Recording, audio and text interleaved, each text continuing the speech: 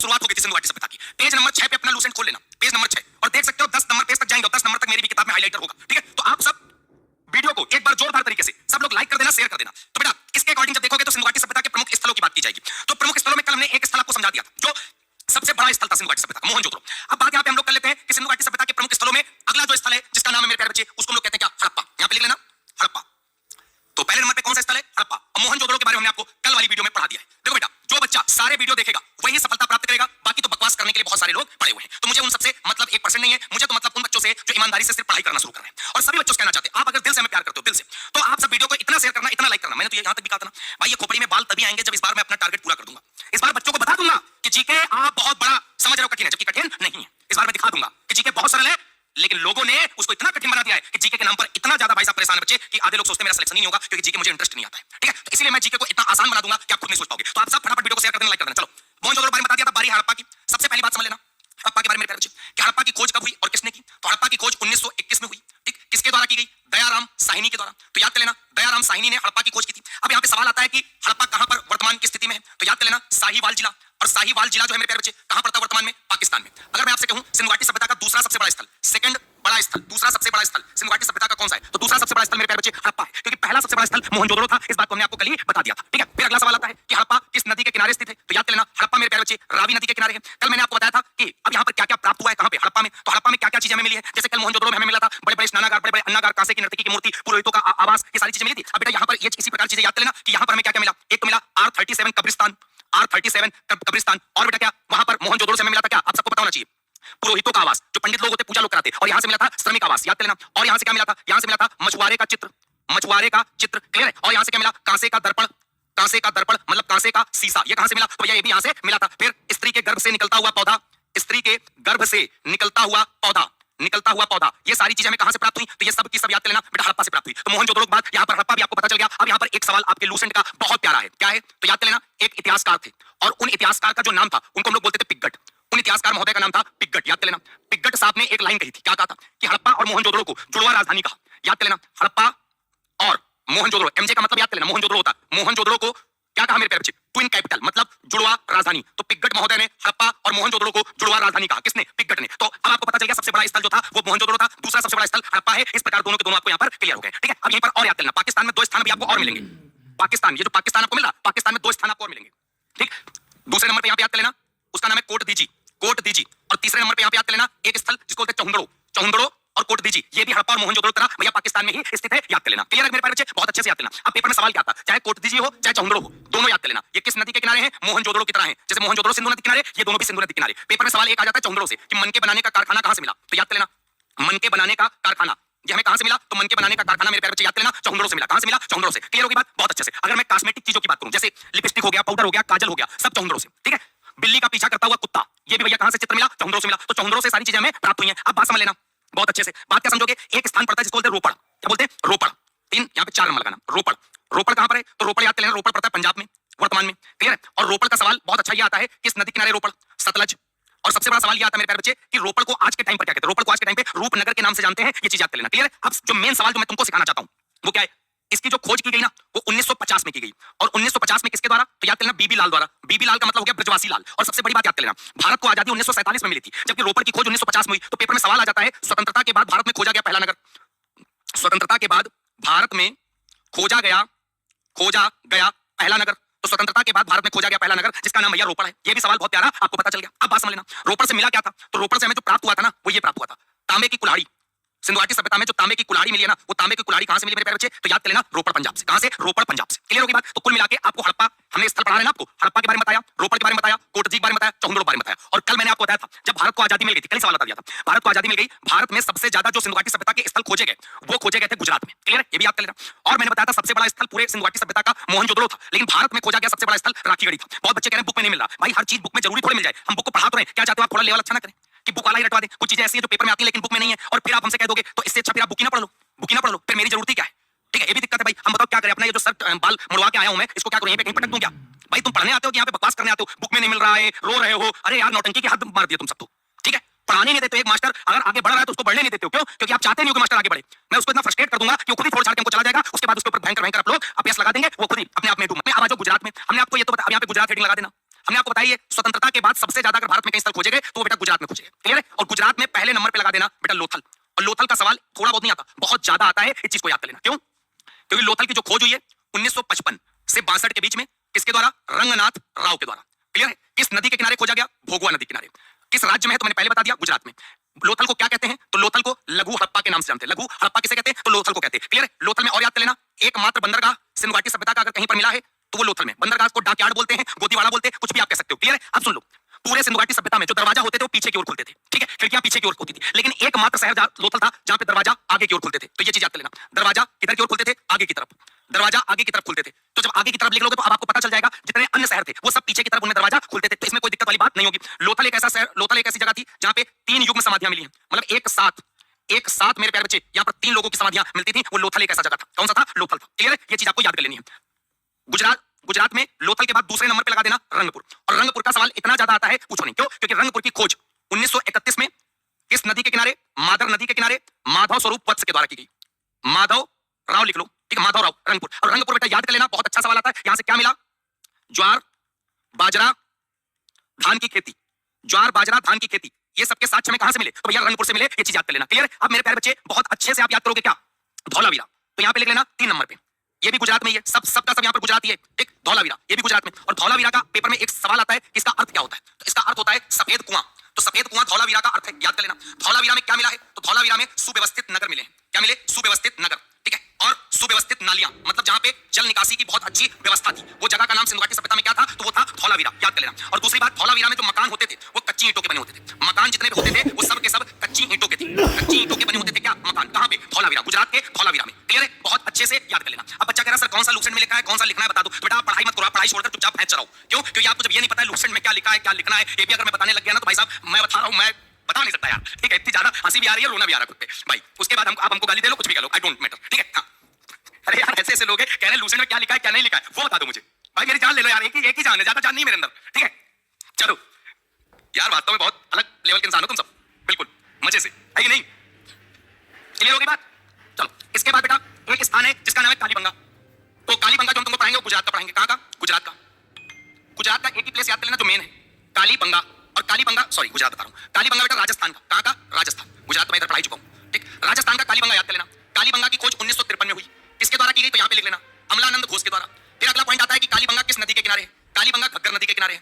कालीबंगा से क्या क्या मिले? तो कालीबंगा से हमें अग्निकुंड मिले, अग्निकुंड जिसमें यज्ञ वगैरह किए जाते थे। कालीबंगा से जुटे हुए खेत के साक्ष्य मिले, जुटे हुए खेत के साक्ष्य मिले। कालीबंगा से भूकंप के साक्ष्य मिलते हैं कि भैया उस समय भी भूकंप आया था। ये साक्ष्य हमें कालीबंगा से ही प्राप्त होते हैं। क्लियर है? तो कालीबंगा से इतनी चीजें आपको याद कर लेनी है बहुत अच्छे से, इतना आपको याद कर लेना। इसके बाद मेरे प्यारे बच्चे अब आ जाओ, अगला राज्य यहां पे लगा देना हरियाणा।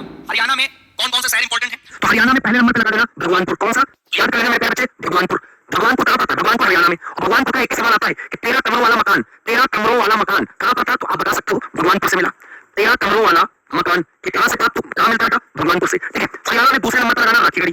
और मैंने आपको राखीगढ़ी का सवाल पहले बताया हुआ है। क्या बताया हुआ है? स्वतंत्रता के बाद भारत में खोजा गया, या आप कह सकते हो भारत में सबसे बड़ा नगर अगर कोई था तो ये वो राखीगढ़ी था। ठीक है? अगर तुमसे सवाल कह दिया जाए कि राखीगढ़ी की खोज कब हुई, तो राखीगढ़ी की खोज 1969 में हुई। किसके द्वारा हुई? तो नाम याद करना, सूरज भान के द्वारा हुई। किस नदी के किनारे राखीगढ़ी खोज हुई? तो भैया घग्गर नदी के किनारे हुई। राखीगढ़ी सबसे बड़ा नगर था, कल हमने पढ़ा था। और यहाँ पे याद करना ताम्र उपकरण, जो तांबे के उपकरण थे वो कहां से प्राप्त हुए? वो प्राप्त हुए राखीगढ़ी से। तो इतनी बात आपको यहाँ पर क्लियर हो गई होगी। क्लियर होगी बात? बताओ यहाँ पे इतनी बात मेरे प्यारे बच्चे सबको समझ आ गई है? बहुत प्यारा, जबरदस्त। इसके बाद बच्चे बात कर लेते हैं हरियाणा में 3 नंबर पे। तो जब हरियाणा में 3 नंबर पे बात करोगे तो यहाँ पर बात आएगी बरवाली। और बरवाली का पेपर सवाल याद कर लेना कि बरवाली समय क्या प्राप्त हुआ? बरवाली समय मिट्टी का हल प्राप्त हुआ। क्या? मिट्टी का हल। और याद कर लेना जो बरवाली है वो सरस्वती नदी के किनारे है। रविंद्र सिंह बिष्ट ने इसकी खोज की थी। तो इस प्रकार ये सारे स्थल आपको याद कर लेना है, कौन सा किस नदी के किनारे है, जबरदस्त तरीके से आपको यहाँ पर पता रहेगा। क्लियर है मेरे प्यारे बच्चे? तो ये सारे के सारे यहाँ पर स्थल अच्छे से याद कर लेना। क्लियर है? चलो इसके बाद मेरे प्यारे बच्चे यहाँ पर बात आ जाती है कि सिंधु घाटी सभ्यता के अन्य महत्वपूर्ण बिंदु कौन कौन से हैं। ठीक है? ये सवाल यहाँ पर आती है बात। तो बिंदु में पहला बिंदु आपको याद कर लेना है, क्या ये लोग किस पशु की पूजा करते थे? तो आपको पता होना चाहिए ये मेन पशु मानते थे किसको? ऊपर वाला सार। ऊपर वाला जो सार होता था इसको मेन मानते थे, उसी की पूजा करते थे। दूसरी बात, सिंधु घाटी सभ्यता का बेटा समाज कैसा था? तो यहाँ पे पिता का वर्चस्व नहीं था, यहाँ पर माता का वर्चस्व था, इसलिए समाज को मातृ सत्तात्मक कहते हैं।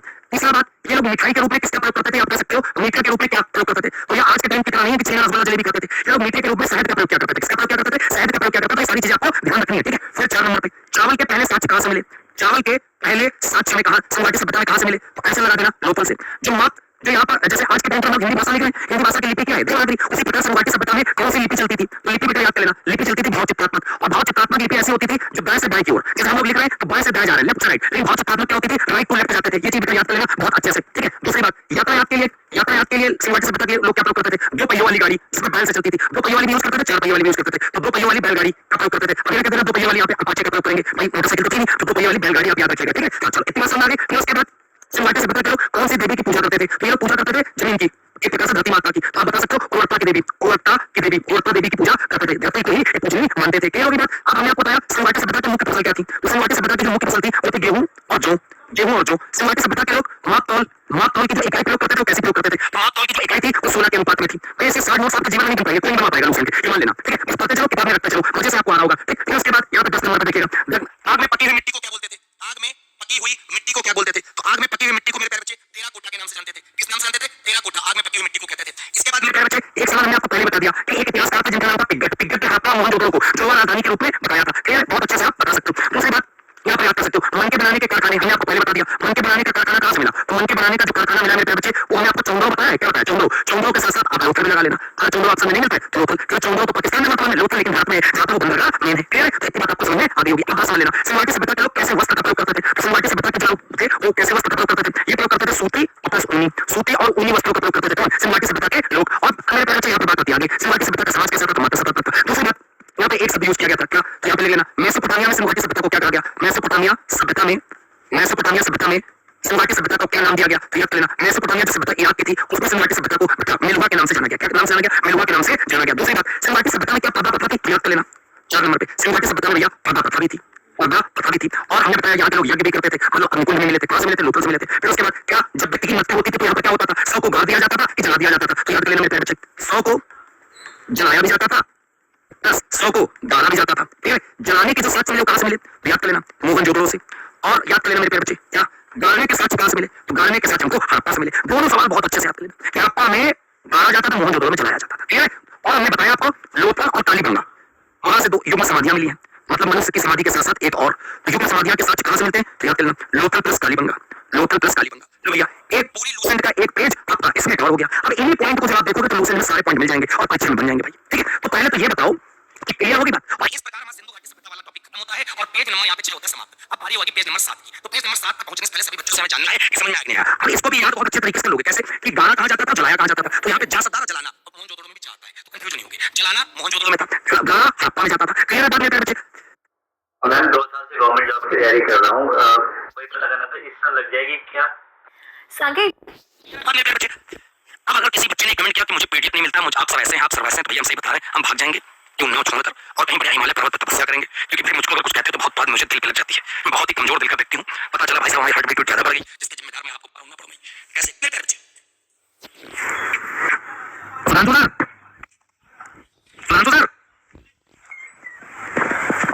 चलो बहुत प्यारा। हाँ भैया सब लोग वीडियो को लाइक और शेयर कर दो, ठीक है, लाइक और शेयर कर दो।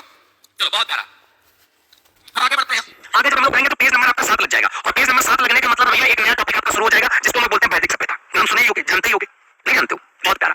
अब मेरे प्यारे बच्चे जब वैदिक सभ्यता नाम लग जाएगा तो सबसे पहले आप याद कर लेना इस सभ्यता को आर्य सभ्यता भी कहते हैं, इस सभ्यता को आर्य सभ्यता भी कहते हैं। चलो वैदिक सभ्यता का टाइम पीरियड देखा था तो वैदिक सभ्यता का भी देख लो 1500 ईसा पूर्व से 600 ईसा पूर्व तक। वैदिक सभ्यता को 2 भाग में बांटा गया, कौन कौन तो देख लेते हैं। एक बटा भैया ऋग्वैदिक काल, एक बटा गया ऋग्वैदिक काल में, और ऋग्वैदिक काल का टाइम पीरियड 1500 ईसा पूर्व से 1000 ईसा पूर्व के बीच में। यह बात आती है उत्तर वैदिक काल।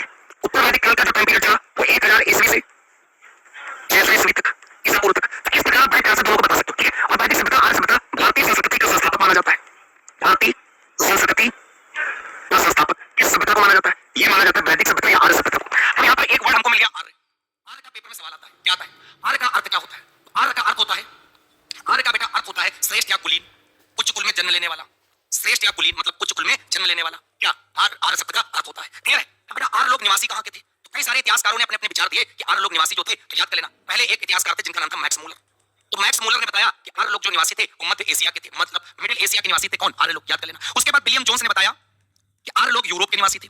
विलियम जोन्स ने बताया कि आर्य लोग कहाँ के निवासी थे? यूरोप के निवासी थे। उसके बाद बाल गंगाधर तिलक ने बताया, बीजी तिलक ने, तो बीजी तिलक ने कहा कि आर्य लोग नॉर्थ पोल के निवासी थे, मतलब उत्तरी ध्रुव से भारत आए थे। तो ये सारे इतिहासकार अलग अलग थे। अब जैसे यहीं पे सरस्वती जी थे, उन्होंने भी बताया आर्य लोग कहां से आए, तो स्वामी दयानंद सरस्वती जी के अकॉर्डिंग आर्य लोग बेटा भारत में तिब्बत से आए। तो ये सारे इतिहासकारों ने अपने अपने मत दिए, अपनी अपनी चीजें बताई, ठीक है, कि आर्य लोग कहां से आए, कहां के रहने वाले थे, जबरदस्त तरीके से क्लियर होगी बात। तो इतनी बात आपको यहां पर क्लियर समझ में आ गई होगी। अब सबसे बड़ी बात आती है कि आर्य लोगों का समाज कैसा था। तो आर्य लोगों का जो समाज था बहुत अच्छे से याद कर लेना। समाज मेरे प्यारे बच्चे इनका पितृ सत्तात्मक था। जैसे सिंधु घाटी सभ्यता में मेरे प्यारे बच्चे माता का शासन था, उसी प्रकार यहाँ पे पिता का शासन था। उसी बात भैया इन लोगों की सभ्यता कैसी थी, ये क्या नगरीय सभ्यता थी कि ग्रामीण सभ्यता थी, तो याद कर लेना आर्य लोगों की सभ्यता जो थी वो ग्रामीण थी, और ये लोग जो कृषि करते थे और एक प्रकार से इनका मेन व्यवसाय काम क्या था, तो आप बता सकते हो इन लोगों का जो मुख्य व्यवसाय था वो कृषि प्लस पशुपालन था। क्या था? कृषि प्लस पशुपालन। अब सबसे बड़ी बात, जो कृषि योग्य भूमि होती थी उसको उर्वरा कहते थे। क्या कहते थे? उर्वरा। जब पशुपालन की बात आएगी तो पेपर में बहुत अच्छा सवाल आ जाता है कि भैया इनका प्रिय पशु क्या था, तो याद कर लेना आर्य लोगों का जो प्रिय पशु था उसको हम लोग घोड़ा के नाम से जानते हैं, मतलब हॉर्स। घोड़ा जो है आर्य लोगों का एक प्रकार से प्रिय पशु के रूप में था। अब यहाँ पे बात आती है कि आर्य लोगों का जो समाज था उसका मेन मुखिया कौन होता था, तो समाज का एक प्रकार से आप कह सकते हो जो प्रधान होता था वो होता था पिता। पिता, और पिता को हम लोग बोलते थे कुलप, ठीक है। सबसे छोटी इकाई होती थी, सबसे छोटी इकाई होती थी कुल, और कुल का प्रधान होता था पिता, जिसको हम लोग कुलप के नाम से जानते थे, ठीक। अब यहाँ पे बात आती है जो आर्य लोगों का आप कह सकते हो कि जो एक प्रकार से वर्ण व्यवस्था कैसी थी, वर्ण व्यवस्था, तो आप वर्ण व्यवस्था यहाँ पर जबरदस्त तरीके से कह सकते हो व्यवसाय के आधार पर, व्यवसाय के आधार पर, ठीक है। जो जिस हिसाब से कार्य करता था उसको उसी कैटेगरी में रख दिया गया था, ठीक है। मतलब अगर जो लड़ाई करता था युद्ध में उसको क्षत्रिय कहा गया, जो एक प्रकार से आप कह सकते हो सेवा भाव करता था उसको शूद्र की कैटेगरी में रखा था। तो इस प्रकार आप कह सकते हो अलग अलग कैटेगरी बनाई थी, ठीक है। अब आर्य लोगों का मनोरंजन, मतलब वैदिक सभ्यता का जो मनोरंजन था, मनोरंजन के साधन थे वो क्या थे, तो मनोरंजन के साधन उस समय थे संगीत और रथ दौड़। संगीत और रथ दौड़ भैया मनोरंजन के साधन माने जाते थे। फिर आर्य लोगों के जो प्रिय देवता थे वो कौन थे, तो प्रिय देवता बेटा यहाँ पर याद कर लेना कौन थे, देवता इंद्र थे।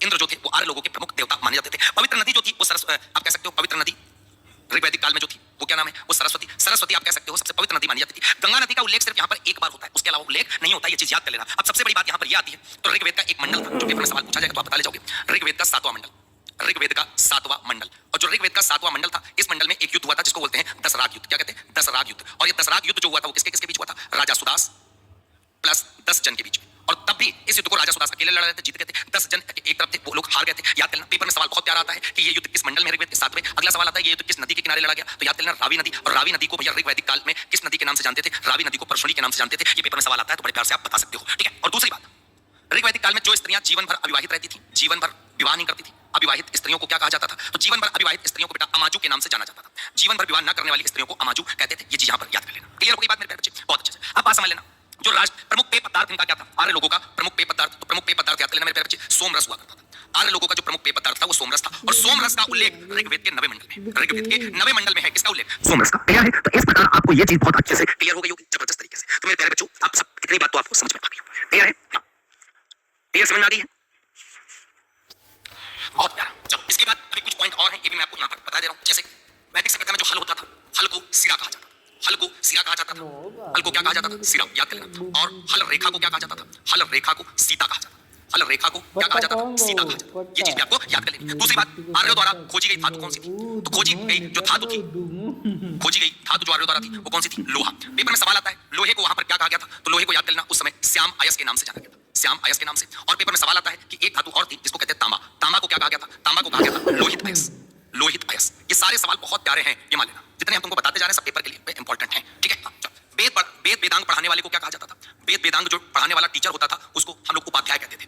वेद वेदांग पढ़ाने वाला जो मास्टर होता था, टीचर होता था, उसको हम लोग किस नाम से जानते थे, उसको हम लोग उपाध्याय के नाम से जानते थे। क्लियर है? याद है? भारतीय परमाणुवाद का जनक किसे बोलते थे, तो भारतीय परमाणुवाद का जनक होता था महर्षि कणाद को कहते थे। भारतीय परमाणुवाद का जो जनक कहे जाते थे वो किसे कहा जाता था, वो महर्षि कणाद जी को कहा जाता था। ये भी आपको याद कर लेना। दूसरी बात, वैदिक काल में जितने भी धनी व्यक्ति होते थे उनको क्या कहा जाता था, धनी व्यक्ति को मेरे प्यारे बच्चे गोमत के नाम से जानते थे, गोमत। अब दूसरी बात, जो घूम घूम कर एक जगह से दूसरी जगह व्यापार करते थे उसको क्या कहा जाता था, दूर दूर तक जो व्यापार करते थे, दूर दूर तक व्यापार करने वाले को क्या कहा जाता था, तो दूर दूर तक व्यापार करने वाले को मेरे प्यारे बच्चे पाणी कहते थे। क्या बोलते थे, पाणी। याद कर, पाणी किसको बोलते थे, दूर दूर तक भाई साहब व्यापार करने वाले लोगों को कहा जाता था। क्लियर है? याद कर लेना जबरदस्त तरीके से। इतनी बात समझ में आ गई होगी आपको?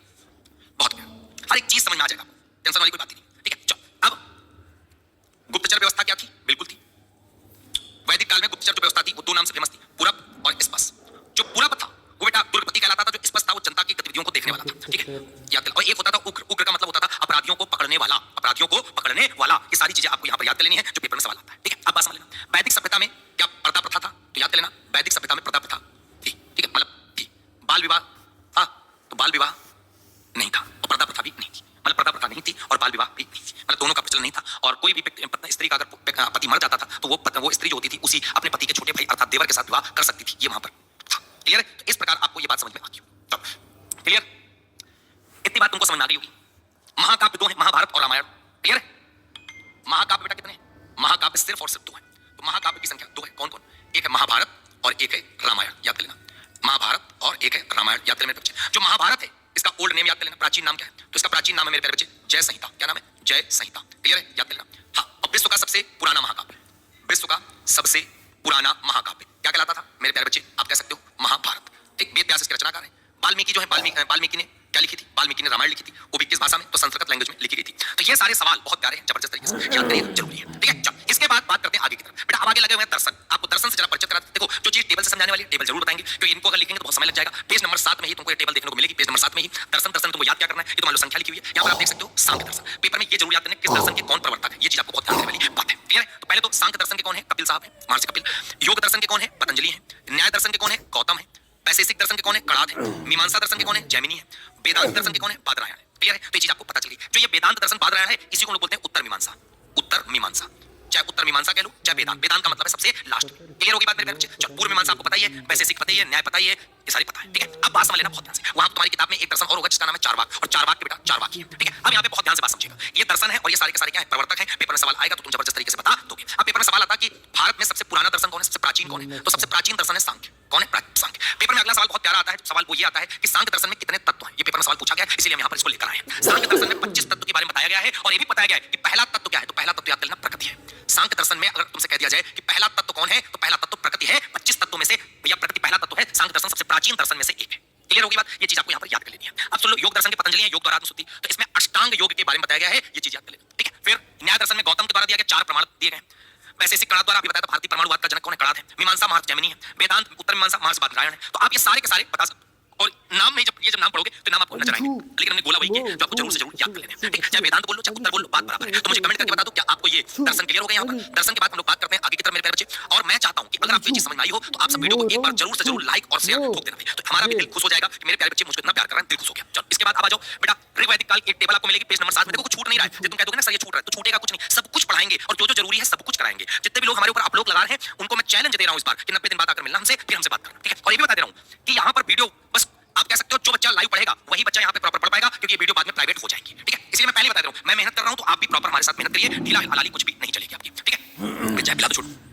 हाँ चलो, ऋग्वैदिक काल की प्रमुख नदियों के प्राचीन नाम जरा जान लेते हैं। तो सबसे पहले यहाँ पे देख लो सिंधु नदी। सिंधु नदी को सिंधु ही कहा जाता था। पेपर में सवाल आता है, ऋग्वैदिक काल में एक प्रकार से कह सकते हो सबसे प्रमुख नदी जो थी वो सिंधु ही थी। ठीक, सरस्वती, सरस्वती क्या होती है? अब इस समय लुप्त हो चुकी है। ठीक, लेकिन खग्गर के नाम से हल्की फुल्की जानी जाती है। और पवित्र नदी, अगर तुमसे कहते हैं ऋग्वैदिक वैदिक सभ्यता में सबसे पवित्र नदी कौन है, तो सरस्वती। और सबसे ज्यादा अगर उल्लेख किसी नदी का है तो बेटा वो कौन है? वो इसी का है। ठीक है, बाकी सिंधु नदी का भी कहते हैं सबसे, जब सरस्वती ऑप्शन नहीं आता है तो सिंधु नदी का सबसे ज्यादा उल्लेख आ जाता है। ठीक है, हाँ क्लियर है? चलो हाँ, फिर वितस्तता किसका प्राचीन नाम है? इसका प्राचीन नाम झेलम है। वितस्तता का वर्तमान नाम झेलम है, पंजाब क्षेत्र में बहती है। अस्किनी, अस्किनी किसका प्राचीन नाम है? चिनाब का। आज के टाइम पे चिनाब है, पहले अस्किनी हुआ करती थी। काले जल वाली नदी के नाम से जानी जाती है कौन? अस्किनी। ये इंपॉर्टेंट सवाल है।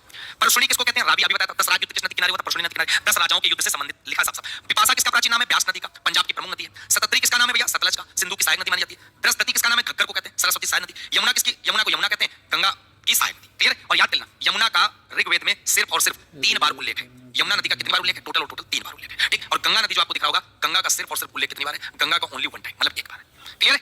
याद कर लेना मेरे प्यारे बच्चे। ये बात समझ आ गई?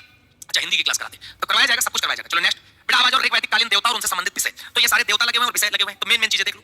सबसे पहले देवता का नाम आ जाता है इंद्र, और इंद्र का पेपर में सवाल बहुत प्यारा आता है कि ये किससे रिलेटेड है? तो वर्षा, युद्ध और शक्ति से। और सबसे प्रमुख अगर देवता की बात करेंगे तो बेटा वो इंद्र है, याद कर लेना। और दूसरा जो तुमको याद कर लेना वो अग्नि याद करना है। क्यों? क्योंकि पेपर में सवाल ये पूछा गया है कि देवताओं और मनुष्य के बीच में कौन एक कड़ी के रूप में? तो अग्नि देवता। वरुण देवता का काम क्या? वरुण देवता का काम है जल और नैतिक नियम, सत्य और न्याय की रक्षा। कितना इंपॉर्टेंट नहीं। सोम देवता का क्या इंपॉर्टेंट है? वनस्पति अमृत से, सोमरस के देवता है। सूर्य का काम प्रकाश, ऊर्जा, जीवनदाता, आकाशीय में। उषा देवता है एक प्रकार से प्रातःकाल से रिलेटेड है, जो प्रातःकाल सौंदर्य और नवजीवन की देवी होती है। मारुत क्या होते हैं? वायु तूफान, इंद्र के सहायक है। पर्जन क्या? वर्षा, कृषि से संबंधित है। अश्विन चिकित्सा से रिलेटेड है। पूषण मार्ग यात्रा रक्षक है। तो इनमें मेन है इंद्र, अग्नि, वरुण, सोम और मारुत। ठीक है, ये आपको याद कर लेना। और सबसे ज्यादा तो याद करना अग्नि वाला। मनुष्य और देवताओं के बीच में संबंध, मतलब कड़ी का काम करते हैं, और सबसे प्रमुख देवता है कौन? इंद्र। और ये पेज नंबर 8 पर आप पहुंच चुके हो। कहां पहुंच चुके हो? पेज नंबर 8 पर। तो इस प्रकार आपके पेज नंबर 8 यहां से होते हैं समाप्त। अब बेटा पूरा का पूरा वैदिक सभ्यता हमने आपको पढ़ा दिया है। अब इसके बाद आ जाओ पेज नंबर 9। तो जब पेज नंबर 9 आओगे, पेज नंबर 9 आओगे तो वहां पर एक नया टॉपिक स्टार्ट होगा, महाजनपदों का उदय। अब बहुत सारे बच्चे कह रहे होंगे सर कुछ लाइनें छूट गई हैं, कुछ लाइनें छूट गई हैं। उनका भी मैं डाउट क्लियर कर दे रहा हूं भाई। कुछ लाइनें छूटने से मतलब पे ध्यान देना, मेरे कंटेंट पे ध्यान देना। भाई अगर एक बात बताओ, किताब फिर मास्टर की आवश्यकता ही क्यों है जब आपको यही लग रहा है कि सर ये छूट गया? भाई मास्टर आप हमसे इसलिए पढ़ रहे हो कि इस किताब को आसानी से खत्म कर सको, और इसलिए पढ़ सको कि जो अनावश्यक चीजें हैं जिनको पढ़ने की आवश्यकता नहीं है तो उनको इग्नोर किया जाए, उनको उतना कम ध्यान दिया जाए। और मैंने लूसेंट पढ़ने के तरीके में आपको सब कुछ बताया हुआ है, वहां पर जाकर देख लेना। ठीक है, हाँ तो इसलिए बिल्कुल डाउट मत खाना, बिल्कुल गलती मत खाना, क्योंकि भाई साहब बहुत जरूरी है। चलो नेक्स्ट, अब महाजनपद की बात करते हैं। तो महाजनपद में पहला सवाल तो ये याद कर लेना, कितने महाजनपद हैं? तो 16 महाजनपद हैं। फिर पेपर में सवाल ये आता है कि महाजनपद है, महाजनपद का उल्लेख कहां मिलता है? 16 महाजनपद का उल्लेख कहां मिलता है? तो उल्लेख याद कर लेना, उसका नाम है अगंतुर निकाय। और जो अगंतुर निकाय है ना, वो एक प्रकार से बौद्ध ग्रंथ माना जाता है। क्या माना जाता है? बौद्ध ग्रंथ।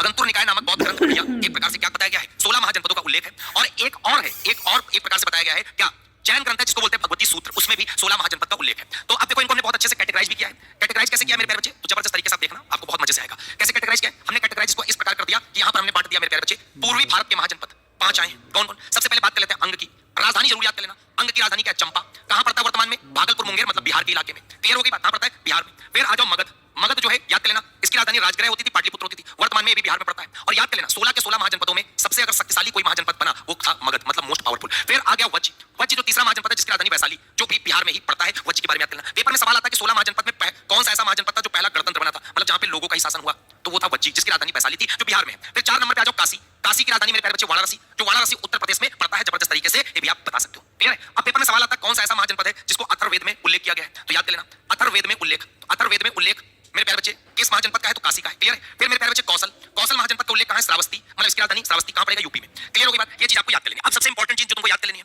बिहार में कितने महाजनपद है, 1 2 3। ठीक, तो यहां पे लिख लेना बिहार में टोटल 3 महाजनपद हमको मिले। कितने मिले, 3। और इस स्लाइड के हिसाब से तुमको यूपी में 2 मिल चुके, एक काशी और दूसरा मिला है कौशल, याद कर लेना। ठीक है। हाँ, नेक्स्ट। यूपीएससी का रिवीजन करने की जगह सारे लड़के रील्स देखते रहते हैं, इसलिए मैं इन सभी को बोलता हूं कि अनअकैडमी एक्स ऐप।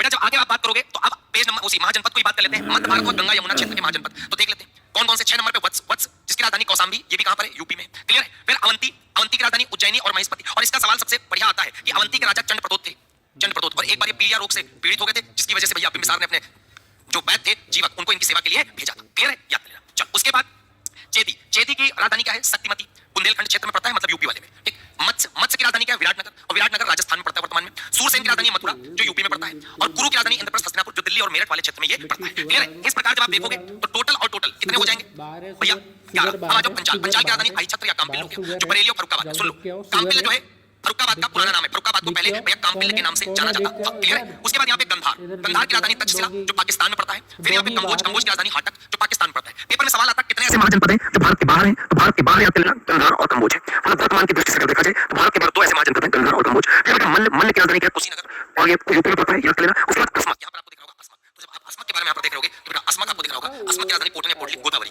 पेपर में सवाल आता है, ये महाराष्ट्र के क्षेत्र में पड़ेगा। और इसका सवाल आता है दक्षिण भारत का एकमात्र महाजनपद, दक्षिण भारत का एकमात्र महाजनपद।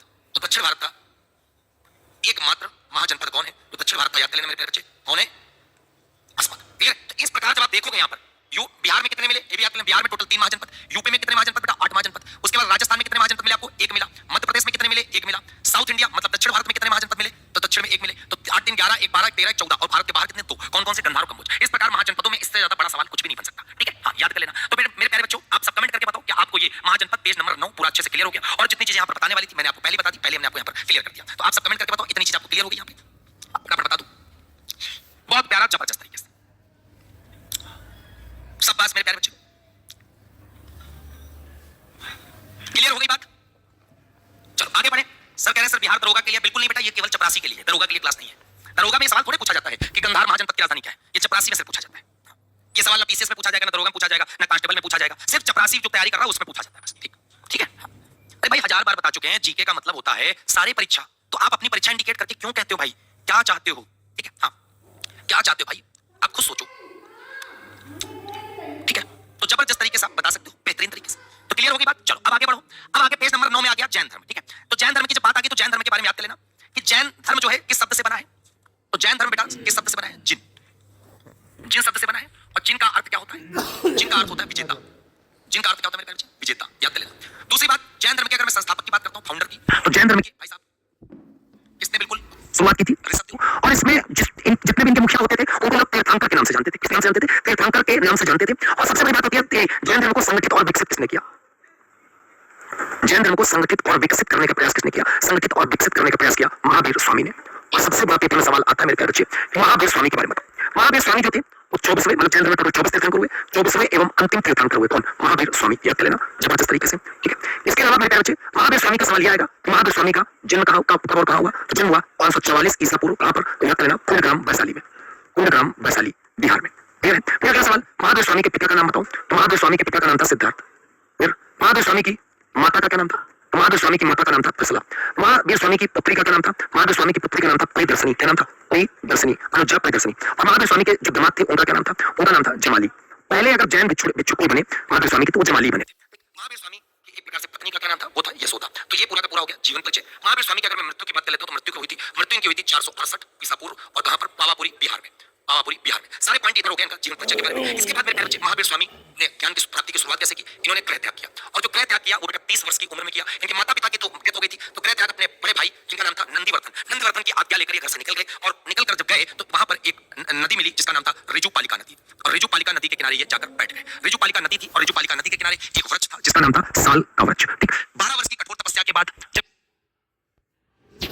42 साल के हुए तब इनको बेटा ज्ञान की प्राप्ति हुई। ज्ञान की प्राप्ति हुई, याद कर लेना बहुत अच्छे से। सबसे बड़ी बात, इनको बचपन में वर्धमान कहा जाता था। बचपन में क्या कहते थे? वर्धमान। जब इनको ज्ञान की प्राप्ति हुई उसके बाद ये महावीर स्वामी कहलाए, और इनको 3 नामों से जाना गया ज्ञान की प्राप्ति के बाद। और 3 नाम कौन कौन से थे? तो बेटा एक का जिन, इनको जिन कहा गया। जिन का अर्थ होता है विजेता। क्या होता है? विजेता। एक शब्द होता है जिसको हम बोलते हैं अरहत। अरहत का अर्थ क्या होता है? अरहत का अर्थ होता है पूजनीय, जिसकी पूजा की जाए। एक अर्थ होता है निर्ग्रंथ। निग्रंथ, और निग्रंथ का मतलब होता है मेरा बच्चे बंधन रहित। क्या होता है? बंधन रहित। याद कर लेना, निग्रंथ का मतलब क्या होता है? बंधन रहित। जिनको ज्ञान की प्राप्ति हुई मेरे बच्चे, तो ये सारे शब्द कहलाने लगे बहुत अच्छे से। दूसरी बात बहुत अच्छे से याद कर लेना, इन्होंने पहला उपदेश कहाँ दिया? इन्होंने पहला उपदेश कहाँ दिया? पहला उपदेश इन्होंने दिया राजगृह। राजगृह की विप्रांचल पहाड़ी पे। राजगृह की विप्रांचल पहाड़ी पर ठीक इन्होंने बेटा पहला उपदेश दिया। और याद करना, इन्होंने जो उपदेश देने की भाषा रखी वो कैसे रखी? प्राकृत भाषा में इन्होंने उपदेश देना शुरू किया। ये भी सवाल पेपर में आता है। अब बात आती है कि आखिरकार पहली जैन भिक्षुणी इनकी कौन बनी? पहली जैन भिक्षुणी कौन बनी थी? याद कर लेना, उसका नाम था चंपा। तो जो चंपा थी वो पहली जैन भिक्षुणी के नाम से जानी गई। और इनकी पहली शिष्या कौन बनी? तो जैन महावीर स्वामी की पहली शिष्या का नाम था चंदना। चंदना जो थी वो पहली शिष्या थी। बहुत अच्छे से याद कर लेना। महावीर स्वामी ने क्या किया था? महावीर स्वामी ने ये सारे पॉइंट बहुत अच्छे से याद कर लेना कि इन्होंने इनका मानना था कि ईश्वर नहीं होता है, ईश्वर नहीं होता है। जबकि इन्होंने आत्मा को कहा कि आत्मा होती है। इन्होंने कहा पुनर्जन्म भी होता है लोगों का। इन्होंने कर्मवाद पर विश्वास रखा कि भैया जैसा आप कर्म करोगे वैसा आपको फल मिलेगा। इन्होंने कहा कि अहिंसा नहीं करनी चाहिए और किसी के साथ हिंसा नहीं करनी चाहिए, मतलब अहिंसा के साथ रहना चाहिए। ठीक है। और एक पेपर में सवाल आता है, कल मैंने आपको बताया था, एक हमने आपको बताया था जैन साहित्य। जैन साहित्य का पेपर में सवाल मैंने आपको बताया था कि जैन साहित्य क्या था? तो आगम था। और कल मैंने एक आपको और बताया था कि जैन धर्म के जितने भी तीर्थंकर हुए सबकी जानकारी कल्पसूत्र पर मिलती है। कहां पर मिलती है? कल्पसूत्र। और कल्पसूत्र के लेखक भद्रभाऊ द्वारा, भद्रभाऊ ने रचा था किसको? कल्पसूत्र को। मैं बताया था आपको। फिर यहीं पे बहुत अच्छे से बच्चे आपको सबको याद कर लेना क्या जैन धर्म में त्रिरत्न थे, सम्यक ज्ञान, सम्यक दर्शन।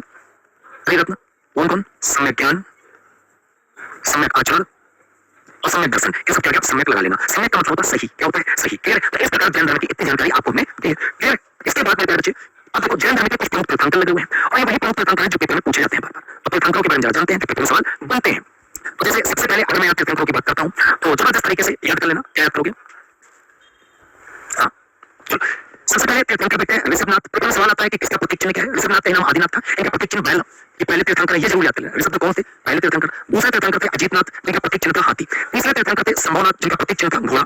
सातवें तीर्थंकर थे पार्श्वनाथ। सातवें तीर्थंकर का अगर मैं पार्श्वनाथ नहीं, संपार्श्व, इसको काट के संपार्श्व, और जिनका प्रतीक चिन्ह है स्वास्थ्य। याद कर लेना। फिर 16वें तीर्थंकर थे शांतिनाथ, जिनका प्रतीक चिन्ह है हिरण। फिर 18वें तीर्थंकर थे अरनाथ। 18वें का नाम क्या है? अरनाथ, और जिनका प्रतीक चिन्ह मछली, और मछली को हम लोग बोलते हैं मीन। 21वें तीर्थंकर है नेमिनाथ, जिनका प्रतीक चिन्ह नीलकमल। और 22वें तीर्थंकर है अष्टनेम, और अष्टनेम याद कर लेना बेटा शंख प्रतीक चिन्ह। 23वें तीर्थंकर है पार्श्वनाथ, जिनका है सर्प। और 24वें तीर्थंकर है महावीर स्वामी, जो 24वां अंतिम है, जिनका प्रतीक चिन्ह सिंह। और सबसे इंपॉर्टेंट बात यहाँ पे मैं आपको बता दूं, क्या बता दूं मेरे बच्चे, कि जब याद करने हैं ऋषभनाथ जरूर याद करने, इनका प्रतीक चिन्ह अजीतनाथ जरूर याद करने, संभवनाथ जरूर याद करने, अष्टनेम जरूर याद करने, पार्श्वनाथ जरूर याद करने, महावीर स्वामी जरूर याद करने। इतने तुमको याद करने हैं। और अगर ये तुमसे बता दें कि किसके भगवान कृष्ण का निकट माना जाता था, तो याद कर लेना भगवान कृष्ण का निकट संबंधी अगर माना जाता था तो माना जाता था अष्टनेम का, जो 22वें तीर्थंकर जैन धर्म में हुए। ठीक है। दूसरी बात, जो 22वें और पहले, मतलब पहले नंबर के और 22वें नंबर के, वो मैं तुमसे कहूं कि ऋग्वेद में इन दो तीर्थंकरों का नाम मिलता था। तो ऋग्वेद में भैया 2 तीर्थंकरों का नाम मिलता था, एक का नाम था अष्टनेम, एक का नाम था ऋषभनाथ। याद कर लेना। इतनी बात आपको समझ में आ गई होगी। क्लियर है? अब बात समझ लेना, क्या समझोगे मेरे बच्चों? जैन धर्म 2 भागों में बढ़ गया था। कौन कौन? एक याद कर लेना दिगंबर, और एक याद कर लेना श्वेतांबर। दिगंबर वो होते थे जो नंगे रहते थे, श्वेतांबर वो होते थे जो सफेद वस्त्र धारण करते थे। दिगंबर के जो प्रमुख थे वो भद्रभाऊ थे, मगर में आकार पड़ गया था, इसकी वजह से भद्रभाऊ दक्षिण की तरफ कर्नाटक चले गए थे। लेकिन जब लौट कर आए तो मतभेद हो गया, जिसकी वजह से 2 भागों में बढ़ गया था। और इसके जो प्रमुख मुखिया थे उनका नाम था स्थूलभद्र।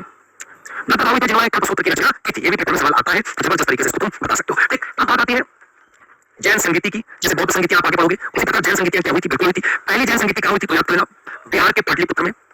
दूसरी जैन संगीति कहाँ हुई थी? दूसरी जैन संगीति थी वल्लभी। वल्लभी कहाँ पता है? तो वल्लभी पता है गुजरात में। जो पहली जैन संगीति हुई थी वो किसके टाइम पीरियड में थी? तो उसकी अध्यक्षता किसने की थी? स्थूलभद्र ने। दूसरी जैन संगीति में अध्यक्षता किसने की थी? क्षमा श्रवण ने की थी। तो इस प्रकार आपको पहली और दूसरी दोनों के दोनों जैन संगीतियों के आपको अध्यक्ष पता चल गया, और ये भी आपको साथ में पता चल गया कौन सी जैन संगीति कहाँ पर हुई थी। ये भी सवाल बहुत आता है। ठीक है।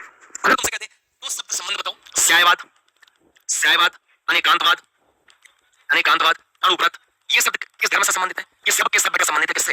जैन धर्म से। जैन धर्म में त्रिरत्न दिए थे, सम्यक ज्ञान, सम्यक आचरण, सम्यक दर्शन। उसके तहत 5 चीजें, 5 व्रत की बात की गई थी, सत्य, अहिंसा, अपरिग्रह, अस्तेय। ठीक है, तो ये सारी चीजें भाई बताया था। ठीक है, तो जबरदस्त तरीके से आप बता सकते हो, ये पूरा का पूरा जैन धर्म के बारे में था। अब मेरे प्यारे बच्चे जो बात आती है, तो मैं आपको एक चीज पहले बता दूं कि आज हमारे पेज नंबर 10 तक कंप्लीट हो गया। 10 में एक टॉपिक शुरू हो रहा है बौद्ध धर्म का, यहाँ से। तो हमने बौद्ध धर्म को इसलिए शामिल किया क्योंकि बौद्ध धर्म एक साथ पढ़ेंगे तो ज्यादा मजा आएगा। तो कल जो पढ़ेंगे 11 नंबर से तो पढ़ेंगे, लेकिन बौद्ध धर्म का इतना हिस्सा बच रहा है तो इसमें कल साथ में कवर करूंगा। ठीक है, तो अब ये मत सोचना कि ये बात सबको बहुत सारे लोग हम पे उंगली उठाएंगे, तो मैं पहले बता दूं यहाँ से शुरू करूंगा। ठीक है, और यहाँ से जो शुरू करूंगा तो बिल्कुल बेहतरीन तरीके से मजा आपको आता रहेगा, जबरदस्त तरीके से। ठीक है, पूरा का पूरा आनंद आएगा, पूरा का पूरा जबरदस्त तरीके से पढ़ोगे। कल पूरा 15 पेज तक हमारा कंप्लीट हो जाएगा, अच्छे से आप पढ़ोगे। मैं आपको बता दूं शाम 6 बजे बिल्कुल उपस्थित हो जाया करो इस किताब को लेकर। मैं जितना पढ़ाया हूं आप सबको पूरा का पूरा रिवीजन कर लेना है, ये मान लीजिएगा। अगर आप रिवीजन कर लोगे तो और मजा आएगा, रिवीजन नहीं करोगे तो पूरा मान लेना। ये 90 दिन आप काम करके बता रहे ऐलान जंग हो चुका, शाम 6 बजे से जोश डाउन होना चाहिए। फिर साथ में तुम ही लोग, और तुम जब ले चलोगे भाई मैं चलता रहूंगा, और तुम रुक जाओगे तो मैं चल नहीं पाऊंगा। मैं रुकता हूं कि लोट मिलता है, मैं आपको बता चुका हूं लोट अपने प्रश्नों को, क्योंकि मोस्ट इंपोर्टेंट प्रश्न है समय सभ्यता के किस स्थल से अग्निकुंड का सर्वाधिक स्पष्ट प्रभाव प्राप्त होता है। तो मैं पहले बताया कालीबंगा और लोथल दो ऐसे जगह जहां से अग्निकुंड का प्रमाण हमें मिलता है। फिर सिंधुघाटी सभ्यता के किस स्थल से बंदरगाह का प्रमाण मिलता है, मैंने पहले बताया है लोथल से मिलता है। मैं आपको बता चुका हूं जितना आपको थ्योरी पढ़ाऊंगा, जितने पेज पढ़ाऊंगा उन सारे 5 पेज की ईमान लेना, उनके मैं यहाँ पर वो भी कराऊंगा। क्या नाम है, एमसीक्यू टाइप के, हर पेज के 5-5। ठीक है, फिर मोहनजोदड़ो के विशाल स्नानागार के बारे में कौन सा कथन सही है, ये प्रशासनिक भवन था या केवल शासक वर्ग का था, इसका धार्मिक स्नान हेतु किया जाता था या अनाज भंडारण के था। तो ये जो था बहुत अच्छे से याद कर लेना, इसका जो उपयोग होता था ये जो केवल धार्मिक स्नान हेतु किया जाता था। इसके बाद सिंधु सभ्यता के किस स्थल से हल चलाने के प्रमाण मिले हैं, हल चलाने के जो प्रमाण मिले हैं वो बनावली से प्राप्त हुए हैं। बनावली से हल के साक्ष्य मिले, मिट्टी काल। इनमें से कौन सा स्थल सिंधु सभ्यता का सबसे बड़ा स्थल माना जाता है। सिंधु सभ्यता का सबसे बड़ा स्थल मैं पहले बता चुका हूं, चिल्ला चिल्ला के मोहनजोदड़ो जो पहला है, दूसरा है हड़प्पा। ठीक है, नेक्स्ट ऋग्वैदिक काल में सभा का मुख्य कार्य क्या होता था, तो सभा का कार्य होता था प्रशासनिक और न्यायिक सलाह देना। सभा और समिति संस्था थी। ऋग्वैदिक काल में विदत संस्था का संबंध किससे है, तो जो विदत संस्था थी तो आप सबको पता होना चाहिए। हाँ, विदत होती थी वो सबसे प्राचीन होती थी। ठीक है, सबसे प्राचीन हुआ करती थी और ये न्याय व्यवस्था थी। उत्तरवैदिक काल में भूमि पर व्यक्तिगत स्वामित्व का प्रमुख कारण क्या था, भूमि पर व्यक्तिगत स्वामित्व का कारण जो था वो ये था कि लोहे के प्रयोग से कृषि का विस्तार होता जा रहा था। वैदिक काल में बलि शब्द का अर्थ क्या है, ये पेपर में बहुत अच्छा सवाल आता है कि वैदिक काल में बलि किसे बोलते थे, बताइए। ये बात बलि तो तुमको बताया नहीं, तुम लोग डर रहे होगे, है ना। चलो सर जी एक बात बोल रहा हूँ, आप माता क्यों ले लाए, माता ले लाए, क्या बोले मेरे भाई।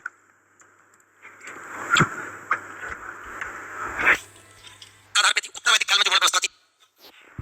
चलो जब बलि होता था धार्मिक यज्ञ होता था, याद करना अगला। उत्तरवैदिक काल में व्यवस्था किस आधार पर थी, उत्तरवैदिक काल में जो व्यवस्था थी वो जन्म के आधार पर थी, और वैदिक काल में व्यवसाय के आधार पर थी। नेक्स्ट सांख्य दर्शन के अनुसार सृष्टि का मूल तत्व क्या है, तो सृष्टि जो है 25 तत्वों से मिलकर बनी है, जो सबसे पुराना तत्व है उसको लोग प्रकृति के नाम से जानते हैं। योग दर्शन के अनुसार चित्तवृत्ति निरोध का साधन क्या है भाई साहब, तो योग दर्शन में अष्टांग योग आया था, बता सकते हो। न्याय दर्शन के अनुसार प्रमाण की कितनी संख्या है, तो न्याय दर्शन में कितने प्रमाण थे, 4 थे। कठिन से कठिन सवाल है भाई साहब, कठिन से कठिन, और ये तभी कर सकते हो जब आपने मेरी पूरी क्लास को ठीक से देखा हुआ है। वैसे दर्शन के अनुसार निम्नलिखित में से कौन सा पदार्थ तत्व का अस्तित्वहीन माना गया है, वैसे दर्शन के अनुसार। ठीक है, कौन सा पदार्थ तत्व के लिए एक प्रकार से अस्तित्वहीन माना गया, कितना प्यारा सा सवाल है। ठीक है, बहुत प्यारा। तो क्या माना गया है, तो आप कह सकते हो आओ। नेक्स्ट, इनमें से कौन सा दर्शन ईश्वर के अस्तित्व को स्वीकार नहीं करता, कौन कहता है कि ईश्वर नहीं है, बताओ कौन कहता है ईश्वर नहीं है, बता सकते हो। ये न्याय दर्शन में तो माना है, न्याय ने कहा है ईश्वर ना तो केवल ब्रह्मांड रचना करता है, उसका पालन और संहार भी करता है। ये ब्रह्मांड का जो पदार्थ होता है 5 तत्वों से मिलकर बना होता है, अग्नि वायु जल पृथ्वी आकाश, उसमें गलती मत करना। ठीक है, ये चीज याद कर लेना। चलो कौन सा भैया, और डी ईमान सा करेक्ट है। नेक्स्ट, इनमें से कौन सा महाजनपद गणतंत्र, तो एक ही गणतंत्र बताया था वज्जी। अगला प्रति बौद्ध संगीति का आयोजन, बौद्ध संगीति आ गया तो उसका आंसर स्थान बताऊंगा। बाकी तो ऐसे तो आप 4 बौद्ध संगीतियां हुई हैं, लेकिन बौद्ध संगीति में बताऊंगा तो बहुत अच्छे से तुम्हें आएगा। और सही बता तो जैन भाई दूसरी वाली वैशाली में थी, पहली राजगृह में। जैन दर्शन के अनुसार त्रिरत्न में कौन शामिल नहीं है, सम्यक कर्म नहीं है, क्योंकि चरित्र को आचरण कहते हैं। नेक्स्ट, इनमें से कौन सा महाजनपद गंगा नदी के दक्षिण में था, तो गंगा नदी के अगर दक्षिण की बात करेंगे तो कौन सा माना जाएगा, ये आप कह सकते हो गंगा नदी के दक्षिण में। ठीक है, तो अंग वाला चंपा मगध वाला भी राजगृह में था, कौशल श्रावस्ती और काशी, तो आप कह सकते हो काशी वाला। ठीक है, नेक्स्ट, प्रति बौद्ध संगीति का आयोजन किस राजा के संरक्षण में हुआ था, तो आप कह सकते हो अशोक, पाटलिपुत्र में थी। वैदिक काल में सभा का मुख्य कार्य क्या था, तो सभा का मुख्य कार्य था न्याय व प्रशासनिक सलाह देना।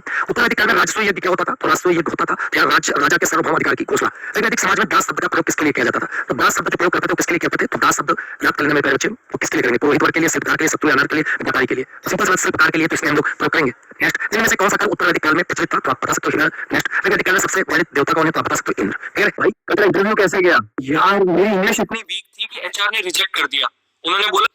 इस प्रकार हमारे सारे सवाल बहुत अच्छे से हो गए, सब अच्छे लेवल के सवाल है। अब आपको